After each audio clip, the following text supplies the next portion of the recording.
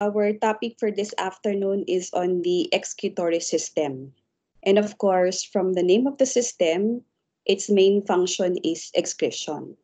And I guess we have differentiated the terms excretion and secretion a lot of times.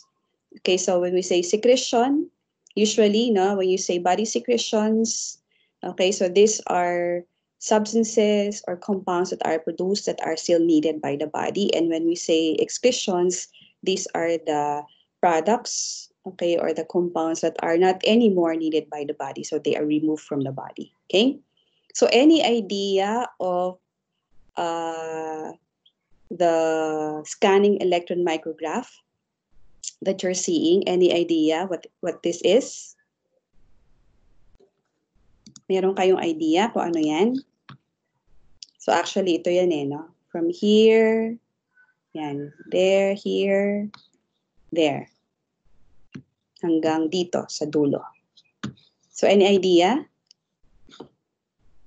Check ko nga sa ano.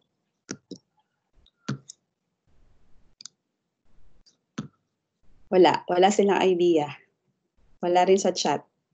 Intestine daw? Intestine ba yun? Remember, we are talking of the excretory system, ha?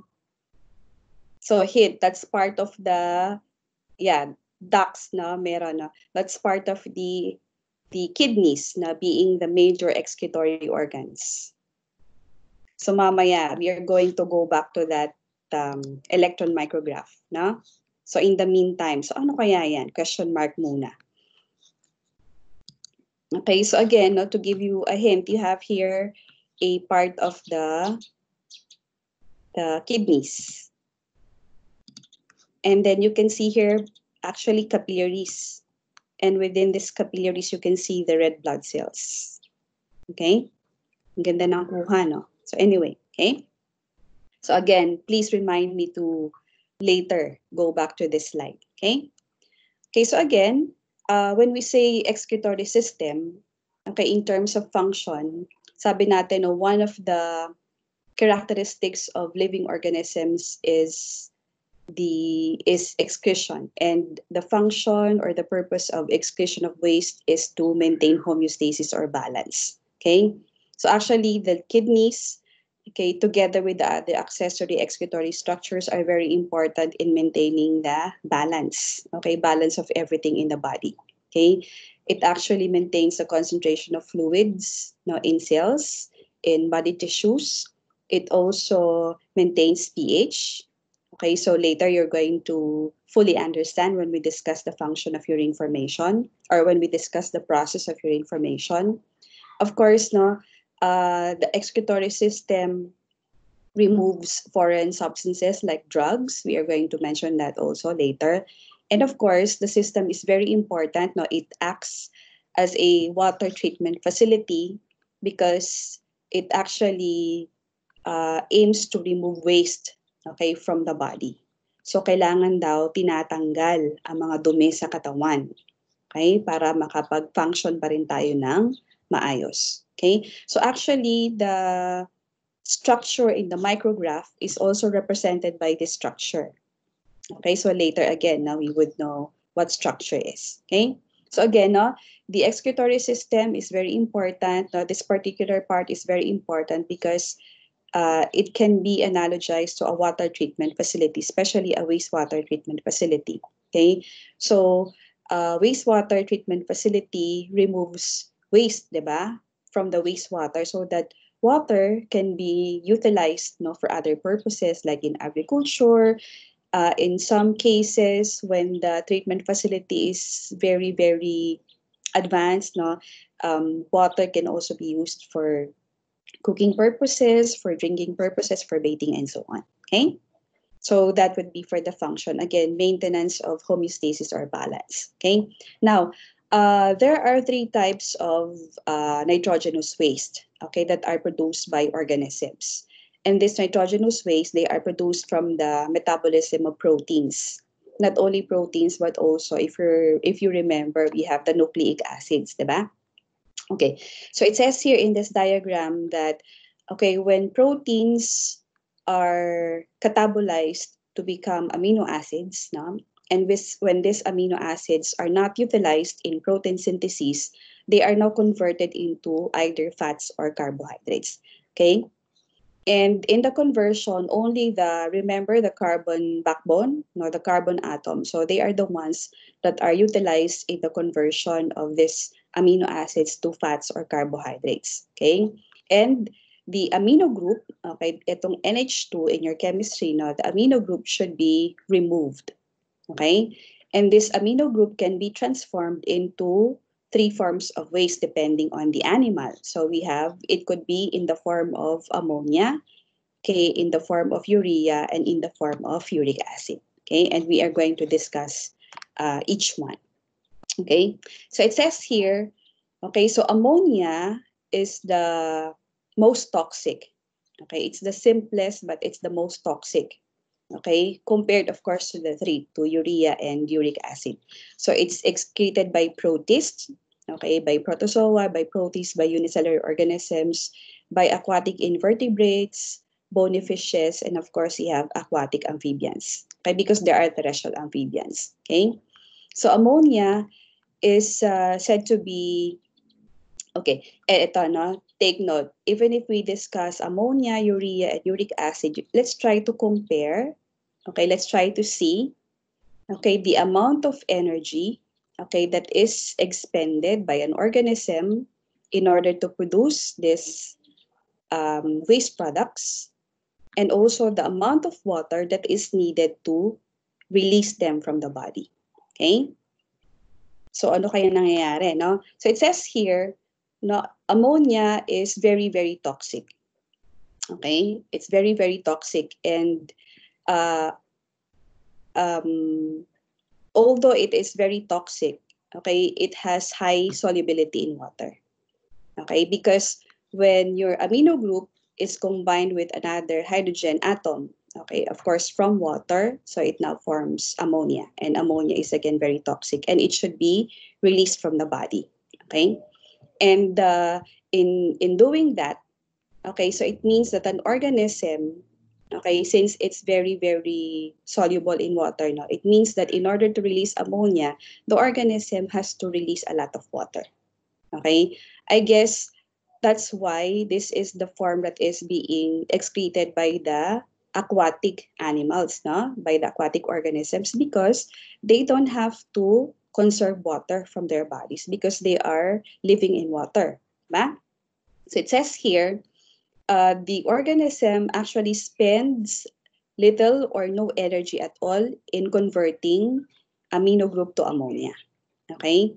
So it means there is also no need for the organism to conserve water from its body. Okay, so to make things clearer, no, let's try to see urea. Okay, so the second form of nitrogenous waste is urea. It says here urea is produced in the kidneys. Okay, it's produced by the kidneys. Okay, when the kidney combines the amino group and the carbon dioxide. Okay, it now forms urea. So urea is less toxic compared to ammonia. Okay, and it needs it's excreted, okay, in moderate, uh, it's excreted utilizing moderate quantities of water. Okay, but as you can see, okay, the organisms capable of producing and excreting urea include a few types of bony fishes. We have terrestrial amphibians, and then we have mammals. Okay, so it means that these organisms, okay, they now expend, okay, more energy, okay, in producing urea, and urea now is excreted. No, it's moderately soluble in water, so it needs moderate amounts of water to be excreted from the body. Okay, so it means that this is very advantageous to terrestrial organisms, no? Because they have limited access to water. Okay, so it means they need to utilize more energy compared to the aquatic organisms to produce this kind of waste so that they can still conserve water from their bodies. Okay, what about the last? the last one, you have uric acid. No? So uric acid is said to be, is actually non-toxic. Okay, and it's it's excreted by birds, by insects, by reptiles, and by land snails. It's excreted in the form of guano. You know guano? Okay, the ones decorating the window panes, no, yung sinasabi natin na tinatawag natin na ipot, no, sa Tagalog, na pag lumipad ang mga ibon dyan, ayan, naiiputan na tayo. No? So actually, the white um, part of the guano is actually uric acid, and uric acid is non-toxic. Okay, because it's excreted utilizing, no? It's excreted utilizing small amount of water. Okay, but in terms of energy, the amount of energy that is being utilized by these organisms to produce uric acid, diba? So they need to expend a lot of energy to produce a non-toxic waste, okay, utilizing a small amount of water to be excreted from the body. So it means, no, for them to really conserve water, for them to really conserve water, diba, they need to utilize energy so that they can produce a non-toxic excretory product. Okay? So these arrows mean that there is a compromise between the amount of energy, okay, that is needed to produce this type of waste, okay, and the amount of water that is needed to excrete them. Okay, so it means that if this is the arrow, it means that there is an increasing need, no, or the need for energy increases, okay, when the organism needs to conserve water from the body. Diba? So kung ako ay ibon, gumagamit daw ako ng maraming energy para makagawa ako ng uric acid na non-toxic. Okay? At pag inilabas ko raw si uric acid, konting-konting tubig lang ang kailangan ko. Where in fact, uric acid is insoluble in water. Okay? So, para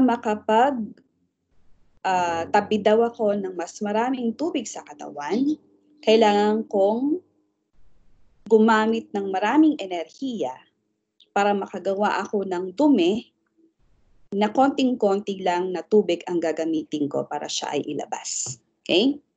And of course, no, for aquatic organisms, we said earlier that they don't have to conserve water, diba, from their bodies because they're living in water. Okay, so it means when there is no need for the body to conserve water, okay, they are not exerting effort, no, in producing this type of waste, diba? For mammals naman, no, for bony fishes, for terrestrial amphibians, since they need to conserve moderate amounts of water, they also need moderate amounts of energy to produce this kind of waste. And for these organisms, no, for birds, for insects, for reptiles and land snails, okay, for them to really strictly, diba, conserve water, okay, to their bodies, they need to really expend energy to produce this kind of waste. Okay, that's why the formation of uric acid is very important in shelled animals. No? So during development, these are shelled animals. They have, like for example, birds, reptiles. No, they are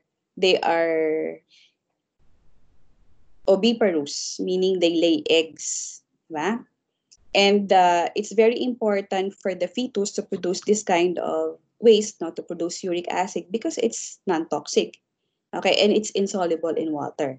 So as the fetus is growing within the shell or within the egg, okay, uric acid is also there, and it's only released, no, when the egg or when the bird, no, hatches from its egg or from its shell. Okay, so yun, no. So again, there is a compromise or there is a trade-off, okay, between the energy, okay, that is utilized by the organism, okay, to produce the excretory material and the amount of water that is needed, no, for that particular excretory material to be released from the body. Okay, so for again, no, for us humans, we are producing and excreting urea. Okay. Now, what about the other excretory structures of other animals or other organisms? So for the invertebrates, especially for the protists, for the protozoa, they have this so-called contractile vacuole.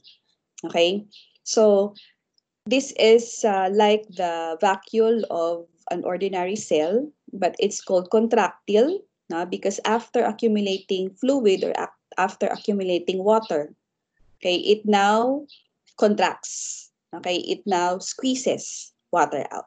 Because remember, protists, they are aquatic organisms, so they are subjected to water, so water always flows in. And for them not to burst, okay, they have this contractile vacuoles. Okay. Now, for flatworms, okay, like this is planaria, no? They have the so-called protonephrygia or the flame cell system as their excretory structure. Okay, when you say protonephrygia, proto meaning first. Okay, so this is the simplest type of excretory structure, and it is a closed type of system. Okay, so it says here, if you're going to magnify this part, so you have here that, why is it called flame cell system? Okay, because you have here the presence of the flame cell. It's called a flame cell because it has cilia, and the cilia, no, they move like the flickering of a flame. Kaya tinatawag silang flame cell system. Okay, a flame cell, no? So anyway, so the protonephrygia is actually a highly branched tube, okay, that runs uh, to the entire length of the organism. Okay, and these parts, eto, no, the parts with the flame cell, so they are actually the ones filtering fluid. Okay, fluid coming from the coelom or the body cavity. Okay, so fluid is here, and then fluid now enters the flame cells. So ito. Okay, so when fluid enters, so the flame cells now are responsible for filtering. Okay, for filtering body fluid. Okay, and you have here now the filtrate or the forming urine. Okay, now the flickering action of the cilia also produces waves. Okay, that send the excretory fluid, okay, out to the or out through the excretory pores. Okay, so palabas na yan ng katawan. Again, it's a closed type of system. Okay, it's a closed type because there is no opening here, so there is now the diffusion of body fluid. Okay, now another type is the metanephrygia. Okay, metanephrygia. So this is the true. Okay, this is the true type of nephrygia. Okay, because this is already an open type. So there is already an opening there. And syempre, you have the exit. No? Now, if you're going to, and this is exemplified by annelids or by the segmented worms. No? Annelids, when you say annulus, di ba? Annual rings. So ito yon, because they have true segments. No?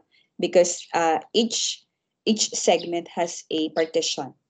So this is one segment, another segment, another segment. Now, the metanephrygia is found in every segment of the worm. Okay, so what are the parts? So you have here the nephrostome or the nephrygiostome. Pareho rin yun, no? So the nephrygiostome is the one collecting body fluid, okay, from this segment here, okay, from the previous segment of the organism. So fluid now enters, okay, the duct system, okay. So you have here the coiled ducts or the tubules. And as the fluid passes along the length of the tubule, so again, it's now filtered. Okay? It's now filtered. So those necessary substances are returned to the blood and waste products are secreted, okay, to the tubule. Until you have the formation of urine, and urine now goes to the bladder. Okay? And until urine is now expelled outside via the nephridiophore. Okay? So again, each segment, now each nephron, sorry, each segment, no, of the earthworm has its own metanephridium, no? So plural metanephridia. Okay. Now another invertebrate excretory structure is the Malpighian tubule. Okay, so you have here the Malpighian tubules, okay, found between the midgut and the hindgut. So the midgut represents the stomach of the organism, and the hindgut represents the intestine and the rectum, and you have there the opening. Okay, you have the anal opening. Okay, so again, if you're going to enlarge this, the Malpighian tubules, they now collect fluid again from the coelom or from the body cavity. So you have salt, you have water, you have waste. Sabi natin kung insekto, di ba? What waste is produced? So you have uric acid, na? And waste now actually goes inside the gut. Okay, goes inside you have here the midgut and then you have the hindgut and actually form part of the secretion. Okay, so feces and urine, okay, they now exit the body using the same opening. So that's the anus of the organism. Okay. Now, another excretory structure is the antennal gland or the green gland. No, it's called antennal gland because, of course, okay, obviously it's near the antennae, okay, of the crustaceans. No, so the crustaceans exhibit this type of excretory structure. You have crabs, diba? You have lobsters. Okay, ano pa ba? You have shrimps. Okay, it's called green gland because of its color. It's color green. So anyway, now if you're going to get this, so actually there is a pair of green glands now on either side of the near the antennae. So isa dito, isa dun sa kabila, no? Again, if you're going to get the antennal gland, so you have here the coelomosac. Okay, coelomosac or the saccule. So it's the one collecting fluid, no, from the body cavity. So fluid now travels the labyrinth. Okay, the labyrinth, and then you have the coiled canal or the coiled tubule din, pareho din, no? Again, as fluid passes the labyrinth and the coiled canal, urine is formed. Okay, so waste are secreted, waste are excreted to the forming urine, and urine now reaches the bladder, and again, urine now is excreted via the excretory bore. Okay, so that would be for the invertebrates. No? What about for higher organisms? So again, no, in our discussion, we have humans as the representative organisms. No? So we said that the function of the system is to maintain homeostasis, okay, or balance. No? So it says here that the internal environment of the cells remain constant or balanced because blood, okay, continually exchanges materials, okay, to the external environment via the kidneys as the major excretory structures and these as accessory excretory structures. Okay, so the kidneys are the ones producing urine. Okay, and the urine is excreted outside. What about the gut? Diba? What are being excreted by the gut? What waste materials are excreted by the gut? Sige nga, recitation muna tayo para may kausap ako. Okay. So what waste materials are excreted by the gut? Okay, feces, yes. Ano pa? What's the temperature of feces? Is it icy cold? Is it burning hot? Siyempre, it's warm. So it also releases excess heat, no? It's also moist. So it also, 'di ba? Sabi natin it also excretes excess water, okay? What about the other one? Meron tayong nakalagay lungs, okay? What are secreted by the lungs? What waste materials are secreted by the lungs? Of course, we have carbon dioxide. Para si Jerwin lang kausap ko, no? So you have carbon dioxide, di ba? Sabi natin, the purpose of the pulmonary circulation is to oxygenate blood and give off carbon dioxide. So aside from carbon dioxide, sabi natin what happens to the air that we take in as it goes out? Sabi natin it's warm. So ibig sabihin, we are also excreting or we are also releasing heat. Diba? It's also moistened. We're also releasing excess water. Okay? Nakalagay pa doon skin. Diba? Skin is another accessory structure. So what is being released or excreted by the skin? Of course, we have sweat, diba? O si CJ ulit, si Charles, yan, no? So we have sweat, and sweat contains, sabi natin, excess water, excess salts. Okay? What else? You have lungs. Meron pa ba ako nakalimutan? Ayun, so liver. Okay, so if you can remember our discussion of the digestive system, yes, no? Bile is, sabi natin, bile is partially an excretory product because it contains bile salts and bile pigments. Remember? Sabi natin, bile pigments are formed when worn out red blood cells are degraded. And the bile pigment, especially bilirubin, is responsible for imparting the yellow-brown color to our feces. Okay? Okay, so yan. So at least natatandaan ng mga na-discuss natin, no? So again, the kidneys are the major excretory organs, and these are accessory, okay, excretory structures. Okay, that's why we have a lot of structures or organs, okay, that help maintain homeostasis of our internal environment. And we should say we should say really thank you to them, okay, especially our kidneys and our liver, okay? Okay, so based from our discussion and your answer, so these are the different metabolic waste that are released from the body. So we have heat, we have carbon dioxide, excess water, okay, we have bile salts and pigments, and then we have, again, mineral salts.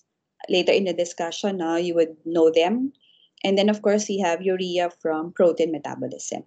Okay, so this is the primary work of our kidneys to produce urea, to excrete urea, because urea is again produced by the liver. Okay, so that's another purpose of the liver, diba? Production of urea. Okay, what about the human urinary system or excretory system? It's actually very simple, no? It's made up of the main excretory organs, which are the kidneys. So we have two kidneys, okay, one on each side.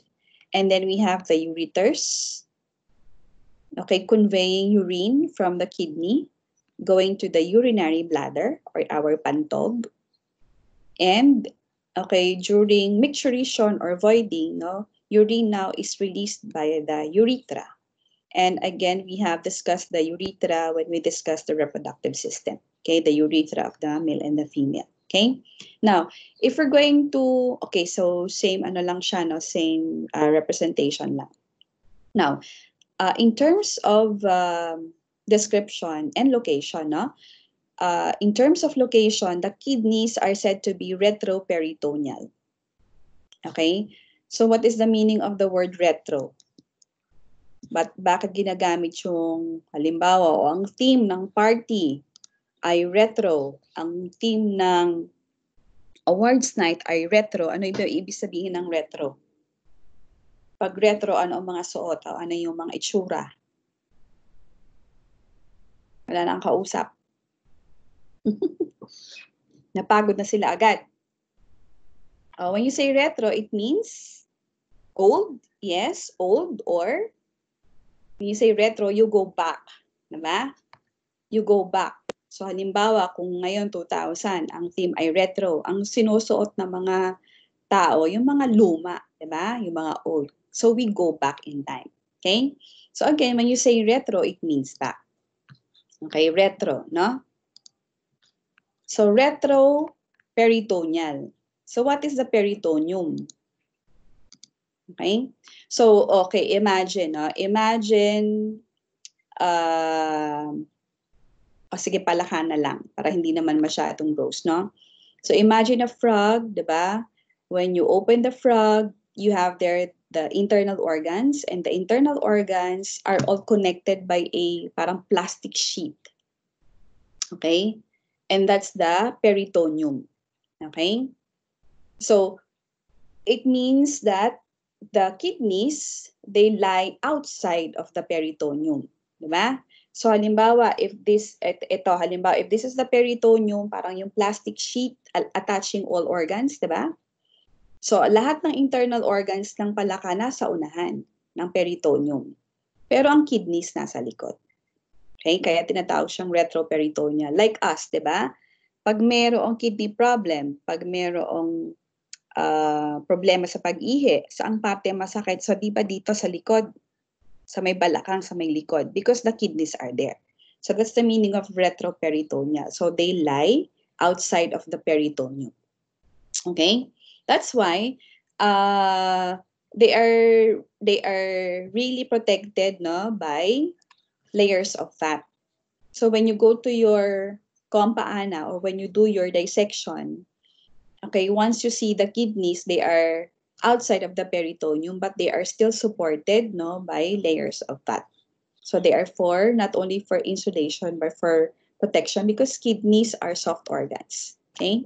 Wala naman sila talagang protection na bone, no? Unlike the thorax, no, which now unlike the rib cage, diba, which protects the heart and the lungs. Okay? So yan, no? So in terms of description, they are reddish brown organs. They are kidney bean shaped, and they are about the size of our fist.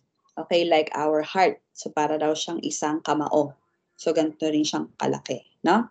And then there is a concavity. Okay, ito. So we call the concavity the hilum or the hilus. Meron siyang parang indentation or indentation, yan, no? And the hilus is now the entrance of blood vessels, okay, lymphatic vessels, nerves, and the exit of the ureter. Okay? What else about the kidneys? Okay, it's okay, when you cut open the kidney, okay, it's now covered by the renal capsule. So the word renal pertains to kidney. Okay? So you have here the renal capsule. Now it's made up of reticular tissue. Okay, that's why it's able to really protect this soft organ. Okay, now in terms of internal structure, so the outermost part of the kidney, okay, that's the renal cortex. And if you see this representation, or if you're going to look at this representation, the renal cortex is actually made up of the functional unit. Okay, so yan. No? Now, the next layer, okay, that's the renal medulla or the medulla, no? But whichever, medulla or medulla. Okay? So this is the renal medulla. And it says here the renal medulla is divided into cone-shaped structures. So we call them the renal pyramids. Okay? So the renal pyramids, they are now separated by renal columns. Okay? And the renal pyramids, they actually look striped in appearance. Okay? And the stripes are actually because of they are actually the collecting ducts. Okay? These collecting ducts, from the term, okay, they collect urine from the functional unit. So yun daw stripe na appearance ay dahil dito sa mga collecting ducts na ito, no? And then another part of the kidney is the renal pelvis. Ito, no? So the renal pelvis is actually a basin-like cavity, okay, which now accumulates urine. Okay? So when urine is formed by the functional unit, okay, urine now is conveyed by the collecting duct out. Okay, so this is actually one renal pyramid. Ito, yon, no? So halimbawa, itong part na to, ito yon. Okay, so from the collecting duct, urine now exits. Ito na siya, no? So urine goes to the minor calyx. So these are minor calyces. Yan. And the minor calyces, they now fuse to become the major calyx or the major calyces. So you have 1, you have 2, you have 3. And of course, the major calyces, they now fuse to become the renal pelvis. So it's actually a cavity, okay? A cavity that now collects urine. So from the renal pelvis, so urine now flows out, okay, via the ureter, going to the urinary bladder, okay? So that's for the internal anatomy of the kidney. Okay, eto na, no? Sabi natin kanina, you have here, if you're going to get a portion, okay, this portion of the kidney, so ito yon. So let's just enlarge. So the renal cortex is made up of the functional unit. And then you have here the renal medulla. So we said that the medulla is striped in appearance because of the collecting ducts. Okay? Now, what do you call each functional unit? Sige nga, recitation ulit. What do you call the functional unit of the excretory system? Wala nang kausap ulit. Okay, so that's the nephron. Huh? That's the nephron. Ang bilis mag-google ni Jerwin ah. Okay? So this is actually one nephron. So ito, mula dito, no? Yan. So that's one functional unit. Okay, yun. Okay? So hanggang dyan. Kasi ito ay collecting duct na. So that's one nephron. Okay? So the functional units are found in the renal cortex. So if we're going to go back, so ito, diba? It's a very nice scanning electron micrograph of a nephron. Okay? So yan, no? So ang kasunod niya yun. Tapos ito. Yan. Yun, hanggang doon. So that's one nephron. And these are actually the peritubular capillaries which we are going to discuss later. Okay? Sige, maglalagay na tayo ng picture. Copy.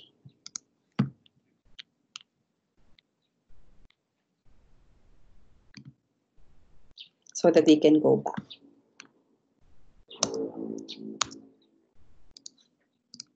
Yeah. Okay. Okay, so going back, huh? Okay, so if you're going to magnify further a nephron, ito yon. Okay? So a nephron has two parts. That's why, before we continue, the science that deals with the study of the kidney and its diseases is called nephrology. Diba? Kaya pag sinabing, oh, meron akong UTI, saan ako pupunta? Sa nephrologist. Okay? The person or the medical practitioner who specializes on the kidneys and their diseases. Okay? So again, so you have here the parts of a nephron. So the first part is the renal corpuscle. So ito yon. So the renal corpuscle is actually made up of the glomerulus. So if you're going to cut this open, ito yon. So you have here the glomerulus covered by the Bowman's capsule. Okay? So they make up the renal corpuscle. And second part is the renal tubule. So it's a tube, it's a small tube. So it's made up of the PCT, the loop of Henle, and the DCT. So you have the proximal convoluted tubule. Okay, when you say proximal, because it's nearer the renal corpuscle, okay, it's a tubule, it's a small tube, and it's convoluted, meaning it's twisted or coiled. Okay, and then you have here the loop of Henle. Okay, it has a descending limb pababa and ascending limb pataas. And then you have the DCT, or the distal convoluted tubule. Distal because this is farther. Diba? Farther from the renal corpuscle. Okay? And then ito na, kanina sabi natin, the one that accounts for the striped appearance of the renal pyramids. Now you have the collecting duct. Okay? So that's for the anatomy, because the anatomy is very important in discussing the function in urine formation. Okay? Now, what about the two capillaries associated with the nephron? So the first capillary, the first stuff of capillary, that's the glomerulus. We've mentioned that earlier. So ito yon, no? So it's actually a capillary. Okay? So you have the glomerulus. So the glomerulus actually receives its high pressure, okay? And it's adapted for filtration of blood. Okay? And then another capillary bed is the peritubular capillaries. So ito. Okay, peritubular capillaries. The peritubular capillaries are actually formed by the union of the efferent vessel, which we're going to discuss later, no? The efferent vessel, and you have the branch from the renal vein. So yan. Okay? So there is low pressure in the peritubular, kaya nga peri. Peri meaning around the tubule. Diba? No? So it's low pressure and it's adapted for reabsorption. Okay? Again, we are going to discuss the details when we go to urine formation. Okay? So another view. Okay, you have here the glomerulus. And then you have here the peritubular capillaries. So again, they are formed, okay, from the union of the efferent arteriole and branches coming from the renal venule. Actually, marami pa yung pangalan eh. Pero for the sake of the discussion, we have here the renal venule na lang. And again, when you see the purple color, it indicates there is exchange. Not only exchange of gases, but also exchange of materials. Okay? So going back to this lovely electron micrograph, so you have here the glomerulus. Okay? And then you have here the afferent arteriole and the efferent arteriole. And then you have here the peritubular capillaries. It's very, very nice since you can really see the red blood cells inside. Ang gaganda, di ba? Ang ganda-ganda ng kuha. Kaya mababaw daw tayong mga biologist eh. Kasi if others would look at this, sabihin nila, ano yan? Sabi nga kanina, ano ba yan? Intestine? Hindi, no? It's an electron micrograph, scanning electron micrograph of a functional unit of a nephron. And if you can recall your discussion of the animal tissues, remember yung kidney tubules? Ito yon. Okay, so the kidney tubules are made up of cuboidal cells. So when you make a cross-section, kita niyo yung mga cuboidal cells. So that's the tubule. Okay? Okay. Okay. Now, okay, let's try to see further the anatomy of our renal corpuscle. Okay? So it says here that the renal corpuscle is made up of the glomerulus. And if you see the glomerulus, okay, there are what we call podocytes. When you say podocytes, pod meaning foot, diba? Because a podocyte or a cell has so many extensions, parang has so many feet. Okay, they actually wrap around the blood vessel, forming filtration slits. Yan, no? May mga filtration slits daw. Okay? So, sabi natin, the glomerulus actually filters blood. Okay? And pressure inside the glomerulus is higher, okay, compared to the peritubular capillaries. Okay?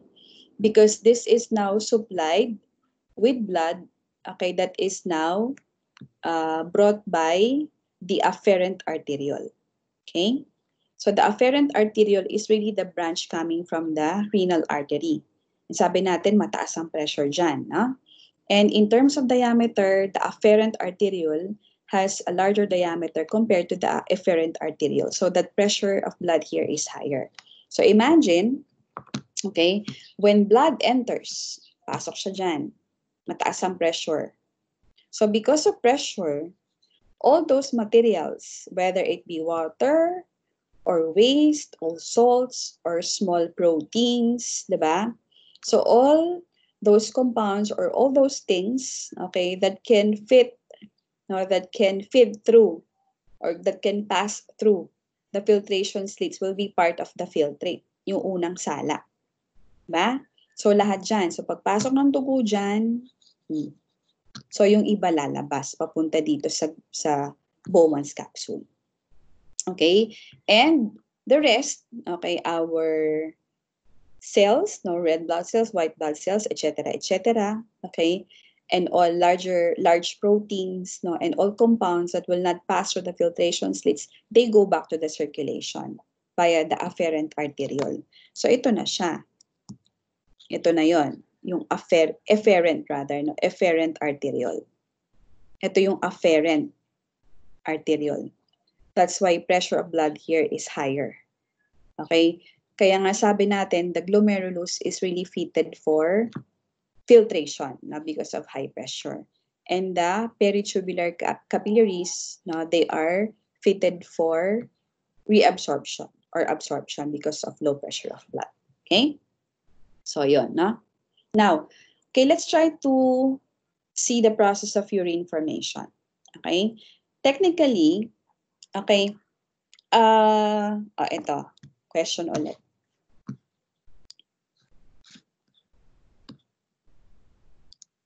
Okay. So technically, no, are we always urinating or are we always micturating? So you have terms because they are oftentimes used interchangeably, but they actually have different meanings in physiology, no? So you have urination, okay, versus micturition. Yan. What is the difference between urination and micturition? Kasi they say, no, when you Google, pareho ang meaning nila, pero technically magkaiba yan. So the process, anong pinakaiba nila? Don't Google it kasi yun din na makakita nyo. Pero in physiology, what's the difference between urination and micturition? Urination is actually the process of forming urine. It's urine formation. Okay, and micturition, ano yung micturition? Sige nga, may sasagot ba? In layman's term, what is micturition? Nawala na sila ulit.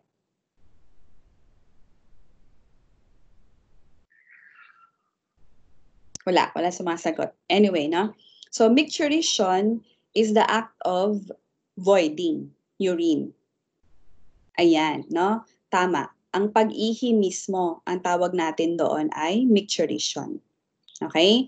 Urination is the process of urine formation. Okay? So if the question was, okay, are we urinating all the time? What's your answer, yes or no?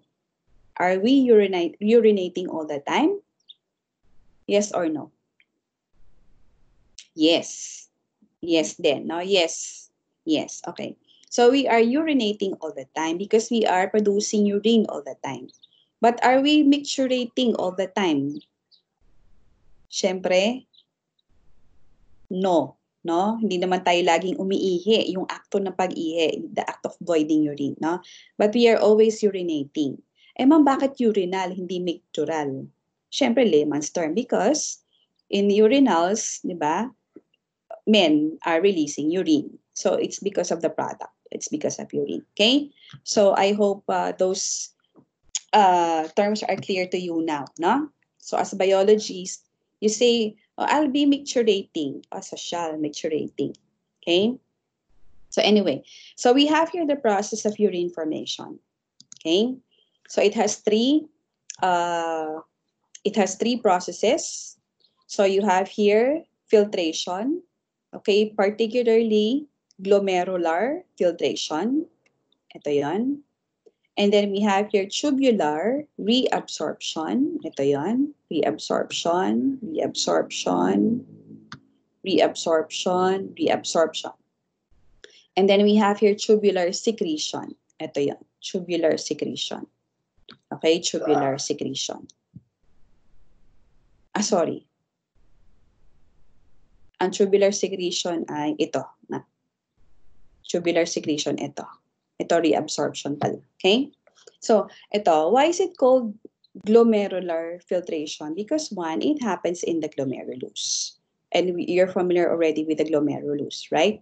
Sabi natin, when blood enters the afferent arteriole, okay, blood has a high pressure, and because of the high pressure now, it now forces water, okay, amino acids, sugars, urea, that's our waste product, and excess ions. Okay, because they all can pass through the filtration slits. Okay, so this now, they form the filtrate. Okay, yung unang sala. Alam niyo naman ang spelling ng filtrate, no? They now form the initial filtrate. Okay, yung unang sala daw galing sa dugo. Okay, so that's glomerular filtration. And sabi natin, okay, after filtration, di ba? So blood now exits the glomerulus via the efferent arteriole. And blood goes now to the peritubular capillary. So dito na. Okay? What about tubular reabsorption? Of course, when you say tubular, it happens actually in the entire length of the renal tubule. Okay? And when you say reabsorption, ito yun, no? There is now the reabsorption or return of reusable substances, okay, from the filtrate, di ba? Andito yung unang sala no? From the filtrate, okay, going back to the circulation, going back to the peritubular capillaries. So ito, they all go back to the peritubular capillaries. Okay, because once blood exits going to the renal veins, dire-diretso na ulit yun, di ba? Papulik ng puso. No? And tubular reabsorption, as soon as the filtrate enters the proximal convoluted tubule. So again, these are reabsorbed, no? These can be reused by the body, okay? So the filtrate now contains, of course, water pa rin yan. It contains urea, it contains salts, okay? And as the filtrate goes to the loop of Henle, okay, so you have reabsorption of water, and then you have reabsorption actually of sodium and chloride. Okay? So sodium chloride is salt. Okay? This is salt. And when sodium and chloride ions are reabsorbed, water flows possibly or follows possibly. Because remember the concept of osmosis, diba? That's why if you're going to compare, okay, remember your internal anatomy of the kidney. Yan, diba? So nandito si mga tubules at saka itong mga salts no? Kaya the inner part of the kidney is actually saltier. Okay, compared to the renal cortex, no? The renal medulla is saltier. And since again you have here the collecting ducts, no? It's now more mapanghe, more pungent. That's why when kidneys are utilized in cooking bopis, diba, and other dishes with utilizing the kidney, this is actually removed, diba, the middle part or the inner part rather of the kidney. So ang niluluto lang yung renal cortex, yung medyo matigas-tigas na part. Kasi pag sinama yan, maalat na maalat yan at saka mapanghe, diba? Eh sino ba naman ang gustong kumain ng amoy panghe? Di syempre hindi, no? So anyway, kasi ito yung part na yun, no, sa medulla. Diba? Sa medulla, it's saltier, no? It's saltier because of the reabsorption of sodium chloride. Okay? Now, sasabi natin, no, when sodium and chloride ions are reabsorbed, water follows possibly. Okay? Now, as the filtrate passes the distal convoluted tubule, again, okay, salts are reabsorbed, okay, but water does not follow, possibly because it says here, no, the membrane of the proximal convoluted tubule is impermeable to water. Okay? So as the filtrate again passes the collecting duct, meron pa ring reabsorption, no? So reabsorption of some urea and some water. Okay? So yun. What about tubular secretion? Sabi natin, tubular secretion actually removes unwanted compounds, no, or ions or substances from the blood. Okay? So in the proximal convoluted tubule, you have the removal of these ions, no, potassium ions and hydrogen ions. In the distal convoluted tubule, you have the removal of ammonia. You have ammonia, you have hydrogen ions, you have potassium ions, and you have drugs. That's why drug testing is possible. Diba? Pag nagde-drug test, ang sinasubmit yung ihi. At para hindi makapandaya, yung ihi, doon lang kinukuha. Okay? That's why drug testing is possible. Okay? So, yan, no? So, when these unwanted substances, take note, no, tubular reabsorption and tubular secretion, they happen simultaneously. Okay? So, habang kinukuha yung mga magagamit pa, kinukuha mula sa filtrate, papunta sa dugo, pabalik sa dugo ulit. Sa dugo naman, di ba, remember you have here the peritubular capillaries eh. Sa dugo naman, kinukuha naman yung mga hindi na gagamitin. Okay? Until such time that urine is now formed. Okay? So it says here, as water, no, from the blood, di ba, plasma, no, as water travels inside the length of the nephron, okay, until urine is produced, so mga more than 90% of water is reabsorbed. Okay? That's why we can conserve water. Remember kanina in the slide showing you the 3 types of metabolic waste, 3 types of nitrogenous waste. We have urea, ammonia, and uric acid, diba? So this is the reason why we can actually conserve water. Okay? So yun, no? Now, so after forming urine, ito pala. Let's try to see urine formation. A very simple urine formation, process of urine formation. Ayan. Sige, ito na lang. Test.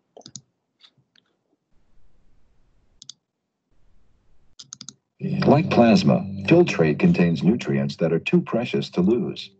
Fortunately, blood from the glomerulus flows around the remainder of the nephron for further modification.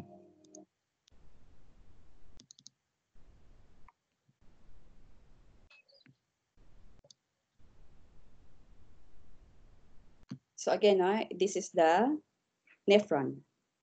You have here the glomerulus, you have here the glomerular capsule, tapos you have here the proximal convoluted, and so on and so forth. You have here the afferent arteriole, you have the efferent arteriole. The efferent arteriole, again, forms part of the peritubular capillaries. Like plasma, filtrate contains nutrients that are too precious to lose.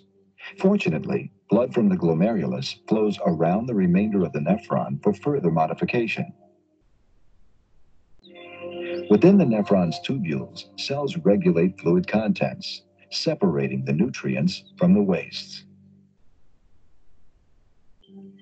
Through a process called reabsorption, needed nutrients, ions, and water move from the filtrate back to the blood, preventing their loss in the urine. Some molecules diffuse, others use active transport. Remember, okay, so you have here the peritubular capillaries, and then you have here the tubule, okay, the renal tubule. At the same time, secretion moves additional waste molecules from the blood to the tubular fluid, often with the help of an energy boost. In the cell membrane, transporter proteins determine which molecules are reabsorbed and which molecules are ultimately secreted. Okay. Okay, that is why the renal tubule is only made up of simple cuboidal epithelium. And that single layer or the thin layer of epithelium actually facilitates, no, or actually permits exchange of materials. Okay, so from the filtrate going to the blood and vice versa.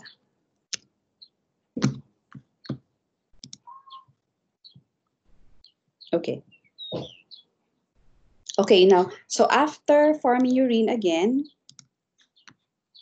sabi natin, di ba? Okay, from the proximal convoluted tubule, urine now flows to the collecting duct or inside the collecting duct. If you can still recall the anatomy, di ba? So ito yon. You have here the collecting duct. Ayan sila. Ito, no? Collecting duct, and then exits now the minor calyx.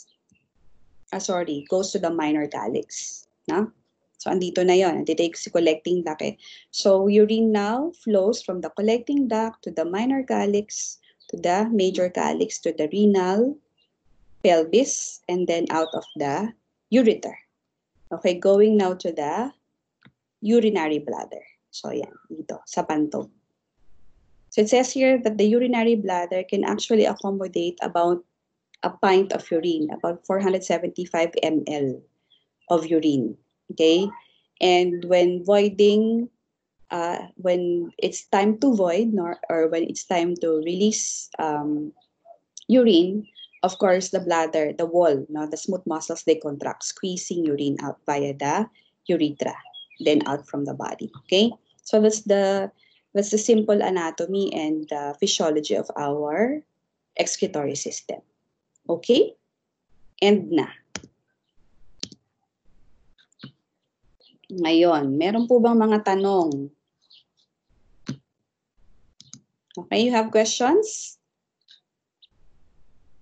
You have questions? That's why you have to really cherish your kidneys, no? Because the kidneys are very important in maintaining balance. Without them, we would not last very long.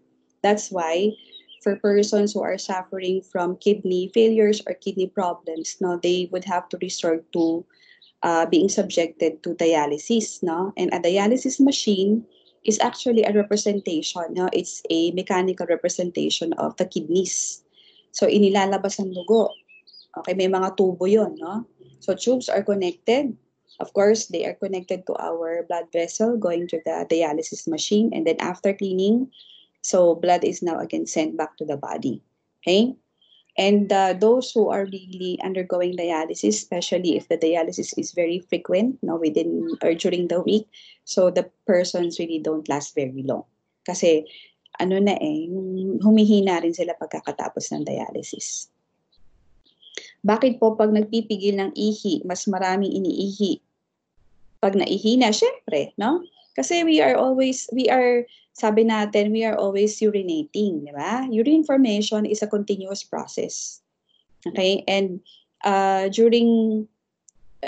if urine formation is continuous, so urine would always flow to the urinary bladder. So we can only control voiding for some time, just like defecating, no? We can only control it for some time, but when we have to go, we have to go. Pag ihing-ihi na, kahit anong ipit at pigil mo pa dyan, hindi mo na yan makokontrol, lalabas at lalabas yan. Okay?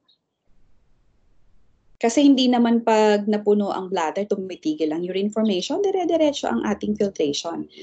Kaya the kidneys are also very hardworking because they work 24/7, no? Every second of the day, diba? Every second of the minute, every minute of the hour, every hour of the day.